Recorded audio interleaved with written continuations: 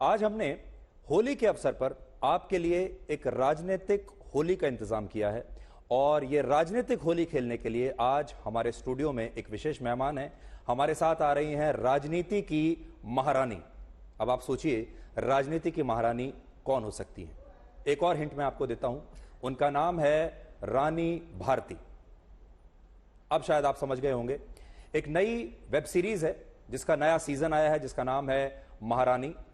बिहार की राजनीति पर यह वेब सीरीज आधारित है और अभी इसका एक नया सीजन पार्ट 3 आया है, सीजन 3 आया है और कहानी कुछ ऐसी है, यह बिहार की राजनीति पर आधारित है जिसमें बिहार के एक मुख्यमंत्री अपनी चौथी पास पत्नी को अपनी जगह मुख्यमंत्री बना देते हैं और उसके बाद ये चौथी पास जो मुख्यमंत्री हैं महिला, ये बिहार के बड़े बड़े नेताओं को धूल चटा देती है। तो स्वागत कीजिए राजनीति की महारानी यानी रानी भारती यानी हुमा कुरैशी का। हुमा जी, आपका बहुत बहुत स्वागत है। थैंक यू, बहुत बहुत धन्यवाद।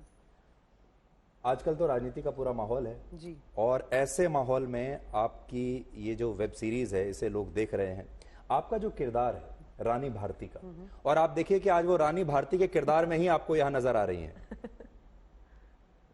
ये जो किरदार है ये कई बार ऐसा लगता है कि राबड़ी देवी से इंस्पायर्ड है, कई बार ऐसा लगता है जयललिता या फिर मायावती से इंस्पायर्ड है, या फिर हो सकता है ममता बनर्जी से भी। तो ये आपका किरदार किससे इंस्पायर्ड है? सभी से है और किसी से भी नहीं है। आई थिंक रानी भारती जो है वो हिंदुस्तान का जो कॉमन मैन है उससे इंस्पायर्ड है। I think her common man के अंदर एक ख्वाहिश होती है, एक भावना होती है कि एक बार हमको सत्ता देके देखो तो हम दुनिया बदल देंगे और जो जितने समाज में जितने भी जो भी खराब चीज़ें हैं उसको ठीक कर देंगे। तो आई थिंक कहीं ना कहीं जो राइटिंग है उससे बहुत ज़्यादा इंस्पायर्ड है। आई डोंट थिंक जो सुभाष कपूर है या सोनी लिव वाले हैं उन्होंने किसी स्पेसिफिक पॉलिटिशियन को दिमाग में रख के ये बनाया था। ऑफ कोर्स जब सीजन बनाया तो बहुत लोगों ने बोला कि यार ये तो एकदम राबड़ी देवी जैसा है, बट एक्चुअली जब लोगों ने काफी कुछ राबड़ी देवी की कहानी से मिलती है। बिल्कुल भी नहीं एक्चुअली, आप तो मतलब इतना जानते हैं पॉलिटिकल स्फीयर में, खाली बस एक वो चीज थी कि एक हस्बैंड वो अपने पति की जगह उनको जी बस खाली वो स्टार्टिंग पॉइंट वो था, बाकी तो दोनों कहानियां बहुत अलग हैं, बहुत ज्यादा अलग हैं। जब कोई किसी नेता का रोल करता है तो देखिए रेफरेंस पॉइंट बहुत सारे मिल जाते हैं क्योंकि हमारे देश की राजनीति नेताओं से भरी पड़ी है। बिल्कुल, आप बहुत सारे उनको देख सकते हैं, ऑब्जर्व कर सकते हैं, स्टडी कर सकते हैं। लेकिन जब एक महिला नेता, वो भी बिहार की, आपको एक रोल उसका निभाना है तो आपने क्या तैयारी की और आपका रेफरेंस पॉइंट क्या था कि किसके जैसा दिखना है आपको?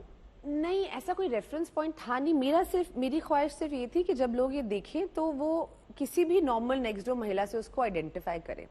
हम लोग ना क्योंकि मैं तो अपने आप को फेमिनिस्ट मानती हूँ, तो मुझे लगता है कि हम लोग ना बहुत कम वैल्यू देते हैं जो घर पे महिलाएं काम करती हैं उनको, कि एज इफ उनके कोई वर्थ नहीं है या उनमें इंटेलिजेंस नहीं है। अगर कोई अंग्रेजी में बात नहीं कर पाता तो मतलब वो ज्यादा इंटेलिजेंट नहीं है। एक उस तरह की धारणा है लोगों के अंदर। तो मेरा सिर्फ ये था कि हर इंसान जब इसको देखे तो लगे हमारे बगल में कोई पड़ोस में कोई रहती है, बिल्कुल वैसी हैं, और अगर वो चीफ मिनिस्टर बन के कुछ कमाल की चीजें कर सकती है तो हम क्यों नहीं कर सकते। तो थॉट प्रोसेस वो था। जी, आपकी अपनी भी राजनीति में रुचि है? बिल्कुल भी नहीं, आप जानते हैं। तो एक ऐसा एक्टर जिसकी राजनीति में कोई रुचि ही नहीं, बिल्कुल पहली बात, उसे एक महिला नेता का किरदार निभाना है और वो भी बिहार का, तो मैनरिज्म जो है वो एक बिहारी जैसा होना चाहिए, बिल्कुल भाषा बिहारी जैसी होनी चाहिए। तो बहुत बड़ा बदलाव आपको अपने अंदर लाना पड़ा होगा। मेरा तो मुझे लगता है पिछले जन्म का कुछ रिश्ता है बिहार से, क्योंकि मेरी पहली फिल्म गैंग्स ऑफ वसीपुर में भी मैं एक बिहार की लड़की प्ले कर रही थी। इनफैक्ट जब मैंने वो फिल्म की तो क्योंकि मैं दिल्ली से हूँ, साउथ दिल्ली में पली बड़ी हूँ, गार्गी कॉलेज गई, यहीं पे स्कूलिंग की, तो जब मैंने वो फिल्म के बाद मैंने पहली बार ऐसे इंटरव्यू को किया तो सामने वाले जर्नलिस्ट ने बोला, अरे आप तो बहुत पढ़ी लिखी लगती हैं, आप तो बड़ी अच्छी अंग्रेजी में बात करती हैं। मैंने कहा I am probably more educated than you are, but that's separate matter. But नहीं, आई थिंक कुछ तो कनेक्शन है बिहार से। मैं जो भी किरदार करती हूँ जो बिहार का होता है बहुत उसे प्यार मिलता है। इनफैक्ट विनीत कुमार जो हमारे सीरीज में एक बहुत इंपॉर्टेंट कैरेक्टर प्ले कर रहे हैं काला नाग का, उन्होंने मुझे कहा कि मैं जब जाता हूँ पटना तो सब बोलते हैं कहाँ से है ये पटना में। तो आई थिंक अच्छा है, बहुत प्यार मिलता है मुझे बिहार की बेटी बन के, एंड आई होप कि अगले सीजन में भी हमको इतना ही प्यार मिले। इस वेब सीरीज में आने के बाद और ये रोल निभाने के बाद आपके जीवन में कुछ बदलाव आया? बहुत सारे, एक तो बहुत सारे आप जैसे फ्रेंड्स बन गए। हाँ, I think whether is a journalistic community या जो पॉलिटिकल कम्युनिटी है, चाहे किसी भी पॉलिटिकल पार्टी से हो, आई थिंक उनको बहुत ये शो एंटरटेन करता है। बहुत सारे जो ऑडियंसेस तक मैं शायद नहीं पहुंच पाई थी आज तक, जो मिडिल क्लास हैं या बड़े शहरों से बाहर हैं, आई थिंक इतना प्यार मिलता है रानी भारती को। मैं भी सुबह मैं मुंबई से जब आई तो जितने सिक्योरिटी वाले सब भाग के आ गए, मैम आपका हमने सीजन 3 देखा। आई थिंक इतना प्यार मुझे शायद ही किसी कैरेक्टर के लिए मिला होगा अपने करियर में। और मैंने काफ़ी हिट फिल्में भी की हैं, 100 को फिल्में भी की हैं, बट आई थिंक जब कोई कैरेक्टर ऐसा होता है जिससे लोग आइडेंटिफाई करते हैं, उनको लगता है कि ये हमारे जैसी है, हमारे जैसा है, वो प्यार आपको अलग ही मिलता है। जैसे हाल ही मैंने एक फिल्म देखी थी विक्रांत मसी की, 12th फेल, वो देख के मुझे भी ऐसे फीलिंग हुई थी कि अरे यार इसको बनना चाहिए IAS अफसर। सो आई थिंक बहुत कम फिल्में या कैरेक्टर्स आपको मिलते हैं एज एन एक्टर जहाँ पे आपको ऐसा प्यार पाने का मौका मिलता है। बहुत सारे एक्टर्स ऐसे होते हैं जब वो इस तरह के इंटेंस कैरेक्टर में जाते हैं जी। तो बहुत समय तक वो उसी कैरेक्टर के अंदर रह जाते हैं। नहीं बिल्कुल। और आप देखिए आज ब्लैक एंड व्हाइट में रानी भारती तो आई हैं, दूसरी बात यह है कि आज होली के दिन भी हम ये ब्लैक एंड व्हाइट डिस्कशन कर रहे हैं ब्लैक एंड व्हाइट कार्यक्रम में, और हम दोनों ही ब्लैक में हैं। जी। देखिए ये भी एक जो है दिलचस्प बात है। Correct. और बस हो गया ऐसा। हाँ, से हमने प्लानिंग नहीं की थी, अपने आप ही हो गया। अपने आप हो गया। लेकिन राजनीति में आपने देखा होगा ब्लैक एंड व्हाइट बहुत कम होता है और ग्रे बहुत ज्यादा होता है। अब आप कह रहे हो तो होता होगा सर। नहीं होता ही है। ग्रे बहुत ज्यादा है, मेरे बालों की तरह। तो जब आप इस किरदार को पढ़ रही थी, जब इसमें आप ढलने की कोशिश कर रही थी, तो आपको भी एक नेता की तरह बीच में महसूस हुआ? आपको लगा कि आप भी कुछ दिनों के लिए एक नेता की तरह सोचने लगी हैं, उसी की तरह बन गई हैं? एक्चुअली नहीं, मेरे साथ बिल्कुल ऑपोजिट हुआ, क्योंकि रानी भारती का और जो 3 सीजन्स मिस्टर सुभाष कपूर, उनके राइटर्स उमा और नंदन जी ने लिखा है, वो जो है एक प्रॉपर हीरोज आर्क है। एक इंसान जिसको पॉलिटिक्स के बारे में बिल्कुल नहीं पता है, वो कैसे इज थ्रस्ट इनटू पावर, वहां से जाके वो कैसे अब has become a powerful chief minister and a very good chief minister. वो जो पूरी जर्नी है ना, वो आई थिंक बहुत ही एक प्रॉपर हीरोज आर्क जिसे बोलते हैं, वो उस तरीके से लिखी गई है। तो मुझे लगता है कि while playing this character perhaps जो रानी भारती सवाल पूछती थी उससे मेरी अंडरस्टैंडिंग बढ़ गई। जैसे सीजन 1 में एक बहुत कमाल का डायलॉग है जब वो जाके असेंबली में बोलती है कि अरे इतना मर्दाना सरकार का मुख्यमंत्री आप हमको काहे बना दिए। वो बहुत ही सिंपल तरीके से वो बात पूछ रही है, बट एक्चुअली वो कितना बड़ा एक स्टेटमेंट है, रिप्रेजेंटेशन ऑफ वुमेन के ऊपर इन पॉलिटिक्स। तो मुझे क्या लगता है रानी भारती बहुत प्यार से, बहुत सिंप्लिसिटी से अपना एक्सपीरियंस बताती है, और कहीं ना कहीं बिकॉज वो हिंदुस्तान की एक महिला है, उसका एक्सपीरियंस से आप एक्चुअली पॉलिसी को या गवर्नमेंट्स को समझ पाते हैं। तो मुझे लगता है कहीं ना कहीं वाइल प्लेइंग रानी भारती मुझे भी कहीं ना कहीं पहले मुझे लगता था कोई चीज़ नहीं पता आपको तो आप एक्टिंग करते थे कि अच्छा, या चुप रहते थे कि आपको शायद पता है, बट अब मैं पूछ लेती हूँ कि क्या मतलब, समझाइए ज़रा क्यों होता है। और जो सामने वाला पूछने वाला भी होता है उसको भी शायद कभी कभी लगता है कि वो अपने आप को एक्सप्लेन करे, नहीं तो हम अजम्पशंस पे ही जीते रहते हैं। तो I think playing a politician actually help me understand myself as a woman more than anything else. तो हमारे समाज के बारे में तो कहा ही जाता है कि ये पुरुष प्रधान समाज है। बिल्कुल। और फिल्म इंडस्ट्री के बारे में भी यही कहा जाता है कि ये भी पुरुष प्रधान है। और ऐसे समाज में रहते हुए और ऐसी इंडस्ट्री में काम करते हुए और फिर रानी भारती का किरदार निभाने के बाद आपको कभी खुद भी रानी भारती जैसा महसूस हुआ? कई बार असहाय महसूस हुआ, कई बार ये महसूस हुआ कि आपको कि ये जो बैरियर्स हैं इन्हें तोड़ने की बहुत ज़रूरत है। और रानी भारती में मैंने वो वेब सीरीज देखी तो कई बार मुझे ऐसा लगा कि वो खुद भी अनश्योर होती है बहुत सारी चीज़ों के लिए कि ये हो भी पाएगा या नहीं। लेकिन जब वो अपनी थोड़ी सी ताकत दिखाती है, जब थोड़ा सा दबाव डालती है तो चीजें अपने आप हो जाती हैं। इससे उसको लगता है कि अरे ये तो मैंने सोचा ही नहीं था कि मेरी इतनी ताकत है। उसको खुद एहसास नहीं है कि उसकी ताकत क्या है। आपको भी कभी अपने निजी जीवन में ऐसा एहसास हुआ? सर लड़कियों में ना एक बहुत ही कमाल की चीज होती है, एक सॉफ्टनेस होती है, एक फेमिनिटी होती है, एक वनरेबिलिटी होती है। अमूमन क्या होता है, आप जब कोई कैरेक्टर प्ले करते हो तो आप जैसे मेल कैरेक्टर्स होते हैं या जैसे वो बिहेव करते हैं, आप चाहते हो कि उसका कट कॉपी पेस्ट आप उन लड़कियों पे भी कर दो, बट ऐसा होता नहीं है। इनफैक्ट मेरा तो यहाँ तक मानना है कि हमारी जो वनरेबिलिटी है, हमारा जो सॉफ्टनेस है, वही हमारी स्ट्रेंथ है। क्योंकि कई दफ़े सॉफ्टनेस से जो चीज़ें हो जाती हैं शायद एक बहुत हार्ड स्टैंड लेने से होती नहीं है। तो मैंने सिर्फ कोशिश ये की कि जो रानी भारती का डिलेमा है, जो हुमा का डिलेमा हो सकता है या नहीं भी, किसी भी लड़की का हो सकता है, उसको आप जितने ऑनेस्टली दिखा सकें वो दिखाएं। ज़बरदस्ती का हार्डनेस या ज़बरदस्ती की टॉक्सिसिटी या ज़बरदस्ती का अग्रेशन, इसकी ज़रूरत है नहीं। अगर आप बोलें कि हाँ मुझे नहीं पता इस वक्त क्या करना चाहिए, राइट जाना चाहिए कि लेफ्ट जाना चाहिए। जैसे सीजन 3 में एक बहुत प्यारी बात है जो सोहम का कैरेक्टर मुझे पूछता है कि तुमने चलो ये सब तो कर दिया और तुम विजय भी हो गई, बट तुमने न्याय लिया या बदला। अब ये वाकई कितनी बहुत बड़ी बात है कि कभी कभी आप किसी को सबक सिखाते हैं, वो कौन सी जगह से आ रहा है, न्याय से आ रहा है कि बदले से आ रहा है, क्योंकि दोनों में बहुत फर्क होता है। वो आपने क्या जवाब दिया था उसका, वो भी आप बता दीजिए, और अगर उसी अंदाज में बता सके तो बड़ा अच्छा हमने होगा। तो कहा था कि अब हमारा बदला पूरा हो गया, हम जा रहे हैं गांव, बच्चा बच्चा सबको लेके। तो सोहम ने कहा था देखिए रानी जी, अब आप ये रोज इस कश्मकश से आप गुजरेंगी और रोज अपने आप को दोषी पाएंगी और निर्दोष पाएंगी। सो आई थिंक वो पूरा क्रक्स है सीजन 3 का। अब आप इसमें से निकल नहीं पाएंगी। अब निकल नहीं पाएंगी। तो क्या आपको भी लगता है कि हुमा कुरैशी भी अब रानी भारती के किरदार से निकल नहीं पाएगी? अब ये चलता रहेगा सीजन 4, 5, 6? सर आपके मुंह में घी शक्कर। I really hope so. हमारा सालाना चेक आता रहेगा, इन सब की नौकरियां भी पक्की हैं। नहीं, बहुत आई थिंक जब कोई चीज अच्छी चल रही हो तो अच्छा उसे चलने देना चाहिए। सीजन 4 डेफिनेटली आएगा और अभी तो प्रॉमिस भी है कि रानी भारती दिल्ली आएगी, तो देखते हैं इंशाल्लाह। मतलब प्रधानमंत्री पद की दावेदार भी बन सकती है अब जो जनता कहे।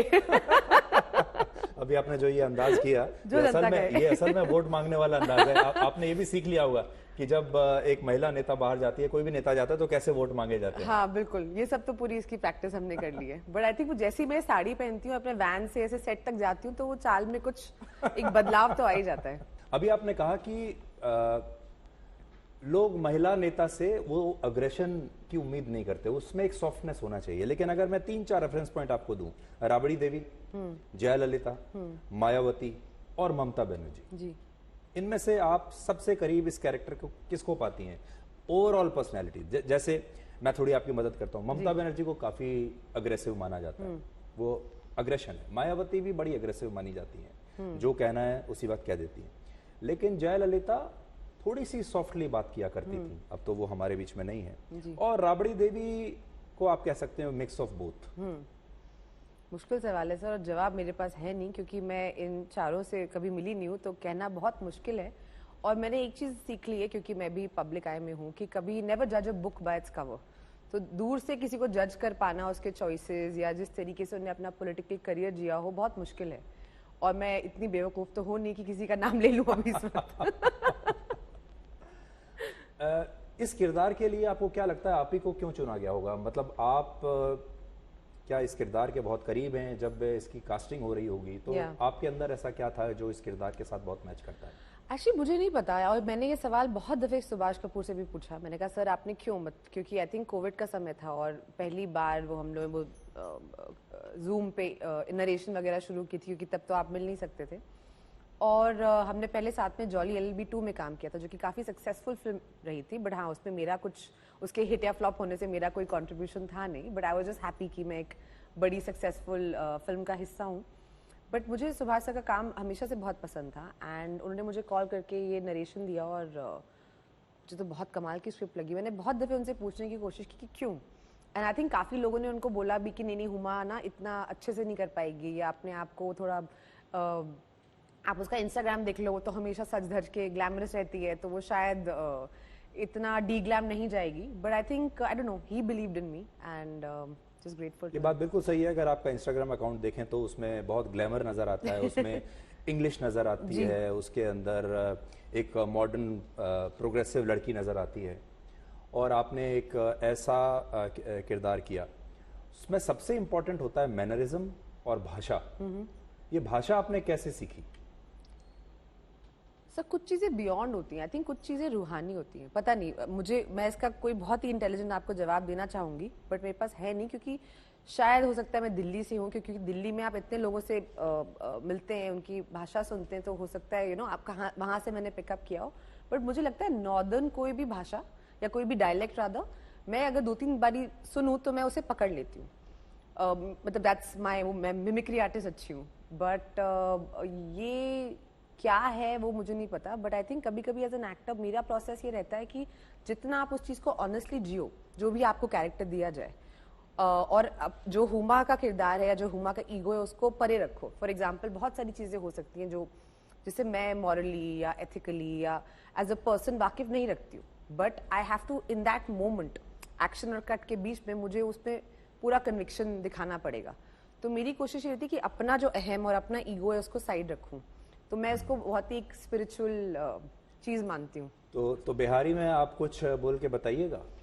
कुछ आप सवाल पूछिए, हम बता देंगे। नहीं, मैं तो उतना बोल नहीं पाऊंगा, लेकिन आप अपनी भाषा में बोलिए, हम अपनी भाषा में जवाब देंगे। हम आपसे चाहेंगे कि आप बिहारी में हमारे दर्शकों को कुछ बोल के बताइए। हम क्या बताएं, आज हमें साड़ी हमारे वाड़ी दर्शक गण जो हैं, जो देख रहे हैं हमका जी, हम बस इतना बोलना चाहेंगे कि आपने हमको बहुत प्यार से, बहुत स्नेह से बुलाया, उसका धन्यवाद। और हमने बहुत मना किया कि हम ये साड़ी वाड़ी पहन के नहीं आएंगे, हम अपना जो है कपड़ा उस सब में आएंगे, क्योंकि साड़ी वाड़ी में थोड़ा समय लगता है। पर धन्यवाद, आपने बुलाया हमको, और हम कोशिश करेंगे कि अगले सीजन में भी अच्छा काम करें और आप सबका मनोरंजन करते रहें। धन्यवाद। उमा जी, ये सब सुनने के बाद बहुत सारे लोग ये कहते हैं कि अब आप बिहार से चुनाव लड़ने के लिए बिल्कुल तैयार हैं, आप एकदम फिट हैं, अब आप चाहें तो कभी भी बिहार से चुनाव लड़ सकते हैं। ऐसा कोई ऑफर आया आपको? नहीं, काफी लोगों ने बोला है, बट मुझे अभी ऐसा कोई शौक है नहीं सर। ये चुनाव का इस समय चल रहा है और होली भी है, और हमने आपसे कहा था कि हम राजनीतिक होली हुमा जी के साथ खेलेंगे। अरे बाप रे। तो अगर आपको ये मौका मिले चुनाव लड़ने का, तो आप क्या चुनाव लड़ना चाहेंगी, और किस पार्टी से आप लड़ना चाहेंगी जो आपकी आइडियोलॉजी के सबसे करीब हो? देखिए, सबसे पहली बात तो हमको चुनाव बिल्कुल लड़ना है नहीं, हमको बिल्कुल समझ इसकी है नहीं। ये सोनी वालों ने बोला ये रोल कर लो, तो हमने कर लिया। और जो लोग, हम अपना काम करते हैं एज एन एक्टर, और जो लोगों का काम है वो प्लीज अच्छे से काम कीजिए और देश को चलाइए। इस समय सब लोग चुनाव की बात कर रहे हैं जी, कि आगे क्या होने वाला है, मोदी जी तीसरी बार आएंगे, ज्यादातर लोग तो कह रहे हैं कि आएंगे। आप मुंबई में रहती हैं जी। तो एक मुंबई में रहने वाला एक्टर इन चुनावों को कैसे देखता है, किस रूप में देखता है? आपके अपने सर्कल में जी, चुनावों को लेकर किस प्रकार के डिस्कशंस होते हैं? I think not just an actor, but I think पूरे देश पे इस वक्त चुनाव का फीवर है। हर कोई डिस्कस करता है कि कौन जीतेगा, कितने मार्जिन से जीतेगा, फलाना फलाना। बट आई थिंक हम सबको अफेक्ट करेगा। मैं तो सिर्फ यही बोलना चाहूंगी कि सब लोग जाइए प्लीज, और अच्छे से वोट दीजिए। आपका वोट बहुत इंपॉर्टेंट है और सभी को वोट देना चाहिए, चाहे आपका किसी भी पार्टी में बिलीफ हो। मतलब आई डोंट थिंक कि सही होगा कि पब्लिक प्लेटफॉर्म पे बैठ के मैं किसी एक पार्टी को एंडोर्स करूं या ना करूं। मतलब मेरा वो काम नहीं है। आई थिंक लोग बहुत इंटेलिजेंट हैं, बहुत समझदार हैं, जो आपके लोकल इश्यूज हैं उन पे फोकस करते हुए, एम्प्लॉयमेंट हो गया, हेल्थ केयर हो गया, बहुत सारी चीज़ें हैं, उस पर फोकस करके आप वोट दीजिए। और आई थिंक हम लोग सब ईगली अवेट कर रहे हैं कि क्या होंगे इलेक्शन, कि मोदी जी तीसरी बार आएंगे या नहीं आएंगे? आपको लगता है आएंगे? सब मैं कैसे बोल सकती हूँ, मैं कोई पॉलिटिकल पंडित तो हूँ नहीं। आपने गलत इंसान से सवाल पूछ लिया है। आई फील जो देश के लिए सही होगा वो होगा। और ये कौन तय करेगा? देश के वोटर्स? देश के वोटर्स तय करेंगे। आपने हाल ही में देखा होगा कि हमारे देश की राजनीति में महिलाओं को लेकर जो योजनाएं हैं वो अचानक से बहुत बढ़ गई, और पिछले चुनाव में भी हमने देखा कि महिलाओं का जो वोटिंग परसेंटेज था वो पुरुषों से ज्यादा था। मतलब महिलाएं ज्यादा वोट डाल रही हैं, स्मार्ट होती है शायद। स्मार्ट हो गई हैं और वो ज्यादा पार्टिसिपेट कर रही हैं।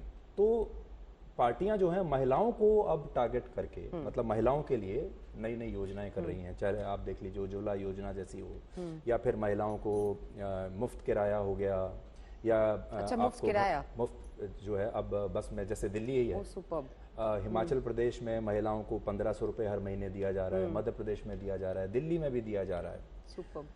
इस तरह की जो राजनीति है महिलाओं के लिए, क्या आप उसे सही मानती हैं, या आप ये मानती हैं कि इससे और ज्यादा किए जाने की जरूरत है? सिर्फ इतना नहीं है कि आप घर बैठे 1500 रुपए 2000 रुपए दे दो, स्किल डेवलपमेंट की भी बहुत आवश्यकता है। और जो सबसे ज्यादा महिलाएं जो चाहती हैं वो है शायद रिस्पेक्ट, कि घर में, परिवार में सिर्फ पर्दे कौन से आएंगे और सोफा कौन सा आएगा और क्या खाने को बनेगा, सिर्फ यही उनसे ना पूछा जाए। अब कौन सी गाड़ी लेनी है, ये भी, इसमें भी उनकी भागीदारी होनी चाहिए। मैं किसी स्पेसिफिक पॉलिसी के बारे में तो शायद बात नहीं कर पाऊंगी, बिकॉज मेरी अंडरस्टैंडिंग इतनी है नहीं। बट क्या औरतों को और बढ़ावा देना चाहिए, या ऐसी पॉलिसी सिर्फ उनको लेके बनानी चाहिए? बिल्कुल।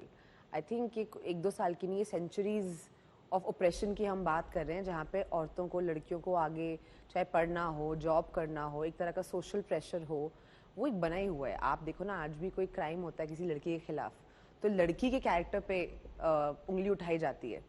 आज भी मीडिया वगैरह में कोई ऐसा हो जाए तो विच आई फाइंड वेरी डिस्टर्बिंग। मैं घर पे बैठ के देखती हूँ, मुझे लगता है कि वो तो विक्टिम है।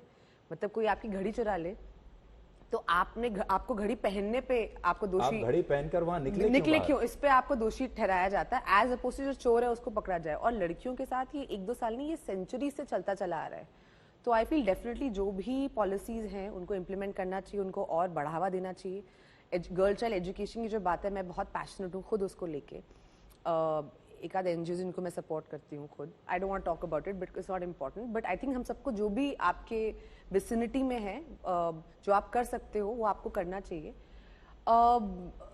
And I think we have a long way to go, but at least शुरुआत तो हो गई है। मैं कोशिश करती हूँ जो कैरेक्टर्स में अब जब मेरे पास आई थिंक मैंने थोड़ा बहुत काम कर लिया है, थोड़ी चलती है, तो मैं वैसे कैरेक्टर्स कर सकूं जिससे बाकी लड़कियों को कुछ एक इंस्पिरेशन मिल सके या प्रेरणा मिल सके। आई थिंक वो बहुत जरूरी है। जब ये मैंने आपके अंदर एक बड़ा बदलाव देखा है जो शायद पहले नहीं होगा, और इसका मतलब ये है कि अब आप एक एक्टर के तौर पर अपनी टर्म्स कंडीशंस पर काम कर सकती हैं। पहले तो बिल्कुल। आपको ऐसा भी लगता है कि हमारी फिल्म इंडस्ट्री में एक महिला या एक हीरोइन का जो किरदार होता है, जो डिसाइड करने वाले लोग हैं वो कौन है? प्रोड्यूसर है, राइटर है, डायरेक्टर है और हीरो भी है। ये लोग मिलके तय कर लेते हैं। और जब हीरोइन आती है कि नहीं ऐसा नहीं, ऐसा करते, तो उसको कहते हैं नहीं नहीं, आप तो एक शोकेस हो, आप बस 2-3 गानों में आओगी, आप इन चीजों से बाहर रहो। आपने फेस किया कभी ऐसा? डेफिनेटली सर, मैंने नहीं, आई थिंक सभी ने किया है। आई थिंक डेफिनेटली पहले जो फिल्में बनती थी उसमें लड़कियों का काम बहुत कम होता था कि 2 सीन 4 गाने, ग्लैमरस दिखो, बढ़िया। हम लास्ट टाइम जब आए थे तो मुद्दा आपने लास्ट टाइम भी उठाया था और मैंने तब भी आपको कहा था कि ये एक अनड्यू प्रेशर है लड़कियों के ऊपर। बट आई थिंक अब जिस मुकाम पे मैं हूँ, अगर मेरे पास ऑप्शन है या चॉइस है, तो मैं वो कैरेक्टर्स प्ले करना चाहती हूँ कि अगर मेरी नीस है या मेरे घर की लड़कियाँ वो कैरेक्टर देख रही हैं तो उससे इंस्पायर हूँ कि अरे अगर ये कर सकती है तो हम भी कर सकते हैं।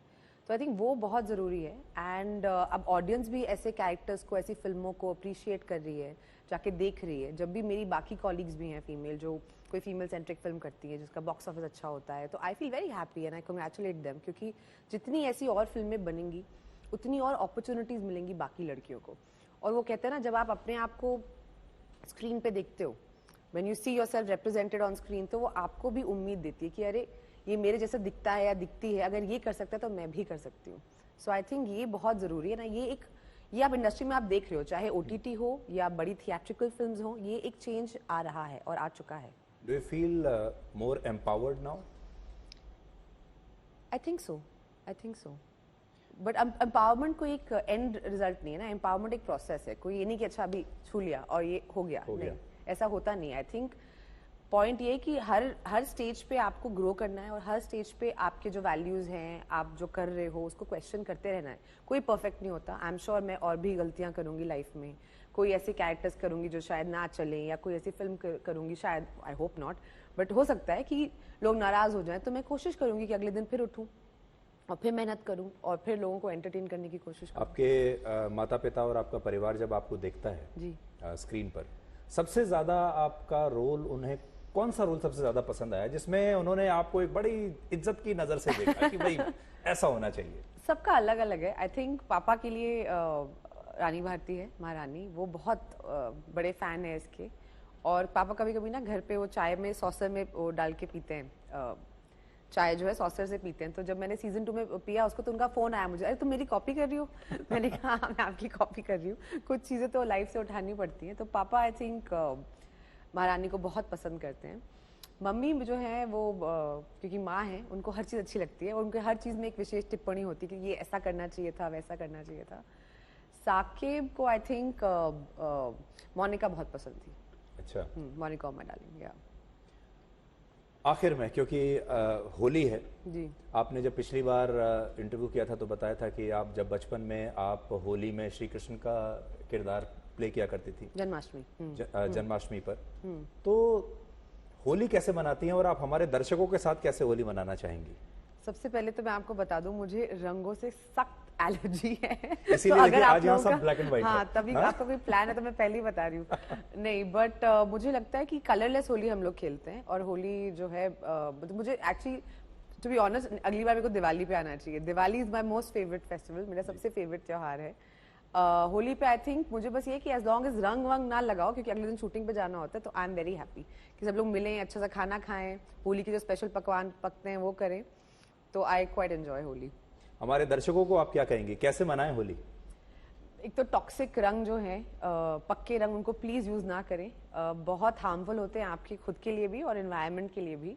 ऑर्गेनिक कलर्स यूज कीजिए, कोशिश कीजिए, होली का दिन है और त्यौहार का दिन है, मेरी एक रूल ये है कि कोई भी त्यौहार हो तो उसमें किसी की हेल्प करें।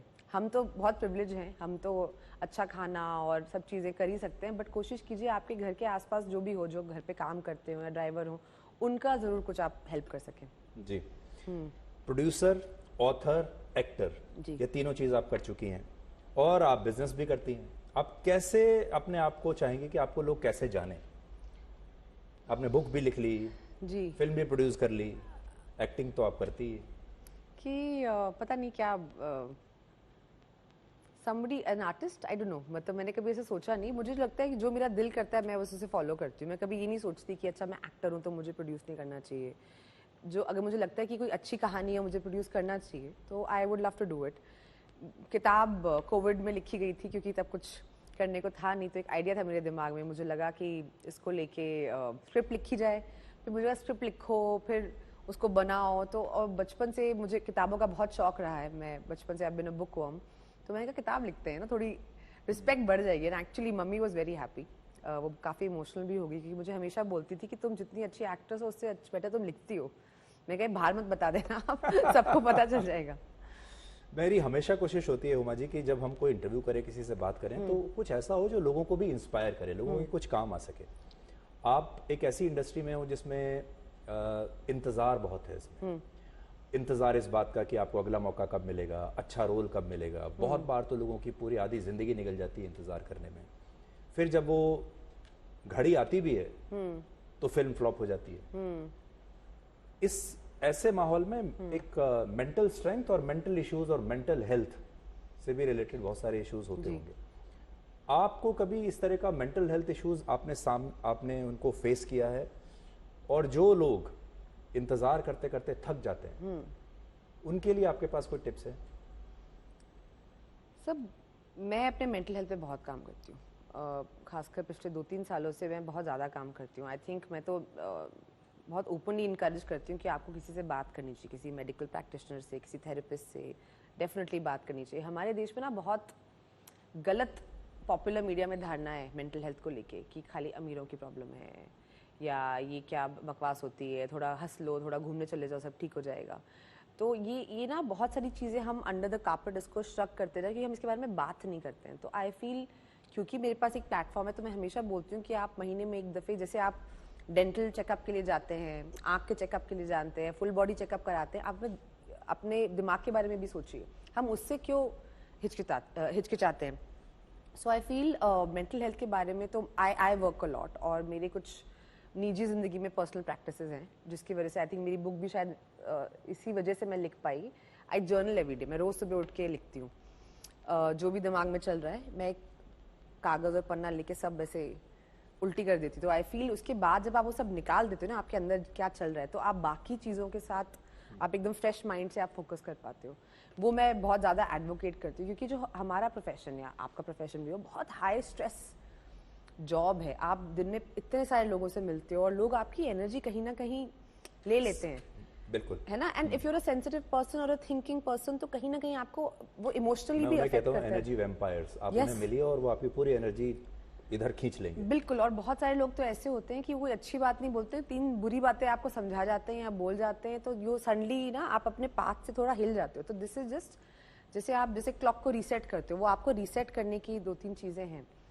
कोई भी प्रोफेशन हो, you know, I think how do you reset your clock? By writing every day. For me इतने से हो जाता है? तो आप कोशिश करके देखिए, आप ट्राई कीजिए, it will change your life, you will thank me, it will really change your life. I feel talking once a month to a therapist, every day vomiting out 3 pages. मैंने अभी देखा कि आम लोग तो अभी तक वहां नहीं पहुंचे हैं, लेकिन जितने बड़े लोग हैं सब अपने पास एक थेरेपिस्ट रखते हैं जिसके साथ वो जाके सब उल्टी कर सकें कि मेरे साथ, और सब कुछ अपना बता सकें।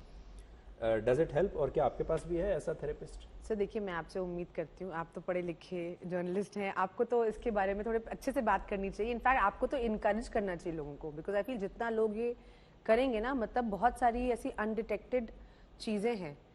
पोस्टपार्टम डिप्रेशन फॉर एग्जाम्पल, मतलब फॉर ईयर्स विमेन जो you know after giving birth उनको डिप्रेशन होता है, बट इसके बारे में कोई बात नहीं करता है, क्योंकि अभी तो हम समाज में वहां तक पहुंचे हैं कि मतलब एक बच्चा होने के बाद एक औरत को सही केयर मिल जाए, या तो डिप्रेशन तो मतलब इम्पोर्टेंट ही नहीं है, या फिर हम जो औरत उस पोस्टपार्टम डिप्रेशन से गुजर रही है उसको हम नेम कॉलिंग करते हैं, या उसको कोई उसे माँ ही नहीं समझते हैं। तो ये बातों के बारे में अगर आप बात नहीं करेंगे तो वो इंसान कभी will never reach out for help. So which is why I feel, and I am saying this to you also, we must encourage people to talk to a therapist, because इन चीज़ों को लेके ना हमारे यहाँ पॉपुलर मीडिया में बहुत गलत तरीके से इसकी वो है कि एज इफ ये I like for example my own parents, I had to tell them कि आप ना, क्योंकि जनरेशन अलग है, I think it's also generation thing, but I think उनको भी समझाने की जरूरत है कि ये कोई ऐसा नहीं है कि आप दुखी हैं तो चलो चॉकलेट खा लो सब सही हो जाएगा, या पिक्चर देखने चले जाओ आपका मूड ठीक हो जाएगा। कुछ चीज़ों के अंडरलाइंग कॉजेज होते हैं, मेडिकल कॉजेज होते हैं, जिनके बारे में हम बात नहीं करते, तो जितना इनके बारे में हम सही तरीके से बात करेंगे उसको हम हल कर पाएंगे। आखिर में आप रानी भारती के अंदाज में, महारानी के अंदाज में हमारे दर्शकों को बाय कैसे बोलना चाहेंगी, खास तौर पर होली के इस मौके पर, खास तौर पर चुनावों के इस मौके पर? जी देखिए, हम बस इतना बोलना तो चाहेंगे, आपकी है, आज जी मेरी बिल्कुल, आज हम क्लोजिंग करते हैं। आज हम आए हैं इतने दिन बाद, तो हम बोल देते हैं कि होली के पावन मौसम में, सॉरी फिर से बोलते हैं, तो होली के पावन दिन पे आप सब अच्छे से होली मनाइए, और ये लड़का लोग को बोले ज़्यादा हल्ला हल्ला मत करो, हाँ, और एकदम परमिशन लेके होली खेलना सबके साथ। और दूसरा चीज़ ये कि इलेक्शन भी है सर पे, तो सोच समझ के सही पार्टी को, सही उम्मीदवार को आप लोग अपना वोट दें, क्योंकि आपका वोट बहुत ज़्यादा कीमती है। और इसी के साथ हम चलते हैं। बहुत अच्छा लगा आपसे बात करके। रानी भारती जी, बहुत बहुत शुक्रिया। Thank you so much. आपको होली मुबारक, और जल्द ही दोबारा आपसे भेंट होगी। बिल्कुल सर, थैंक यू। जब आप दिल्ली आएंगी और प्रधानमंत्री बनने की कोशिशें आप शुरू करेंगी, तब आप मुझे, you will get me into trouble, ये सब बातें प्लीज मत बोलिए, मैं एक्टर ही ठीक हूँ sir. Thank you so much. Thank you very much. Thank you very much.